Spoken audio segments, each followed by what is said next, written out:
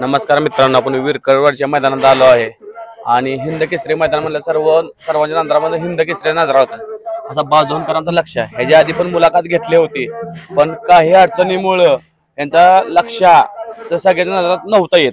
तर आज असला त्यांनी पेहरा केला की आज सर्वांच्या नजरा लक्षाकडे लागून राहिले. त्या आज त्यांचे मालक आहेत, आज त्यांच्याशी दोन गोष्टी आपण जाणून घेणार आहेत. आज लक्षानं सगळ्याच्या मनावर राज्य करायला लागलाय, त्यामुळे काय गोष्टी त्यांच्याकडे जाणून घेणार आहेत की आज आपल्या लक्ष अख्ख्या महाराष्ट्राच्या नजरा लक्षावर लागून राहिलेल्या. आज युट्यूबच्या माध्यमातून म्हणजे आज फ्री थिलाच्या मधून एवढी लक्षाकडे नजर होते. आज सर्जाचा पेहरा कोणाबर आहे आणि बावधनकरांचा पेहरा कोणाबर आहे आज बघूया. मालक दादा नमस्कार. नमस्कार. तुमचं नाव? प्रज्वल अशोक दगडे, बावधन मुळशी, पुणे. आज लक्ष कसं वाटलं आज सर्जाबर पळून? आज एक आमचं एक स्वप्नच म्हणायला की स्वप्न पूर्ण झालं आज, की तो एक आवडता बैल होता आपला पहिल्यापासून. आज त्याच्या आपण गाड्यात पळलो. आज तुमचं स्वप्न पूर्ण झालं. पूर्ण झालं. गाडीला अतिशय भरपूर स्पीड लागलं. सुट्टी मेकर कोण होतं दादा? आज सुजित भोसले, मोरगाव. आणि ड्रायव्हर काय विठ्ठल नाना, विशेष नाही. ह्याच्या आधी टॉपचं बैल ह्याच्या आधी कोणाबर पळलाय? भरपूर बॅलन्स होत पळला, जसा आपला बकासूर पळलाय, मथुर सोबत पळलो आपण, गर्णिकेचा राजा, कॉकटेल, बाब्या, बुलढाणा, भरपूर नामांकित बॅलन्स होत पळलो आपण. आज खरोखरच बावधनकरांच्या लक्षामध्ये भरपूर नाववान, भरपूर प्रेम प्रेक्षकांचं भेटायला लागले. हाय का? कसं वाटतं मला प्रेक्षकाबद्दल?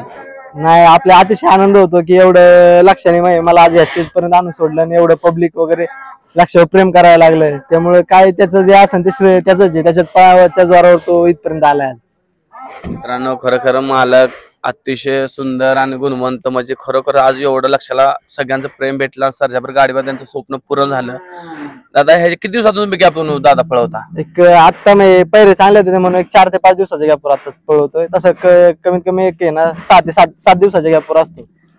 बघा मित्रांनो, खरोखर असा बैल पळवला पाहिजे. लय दिवस धावणीला थांबून बी बैल चालत नाही, का तर बैल थोडा हे होतो.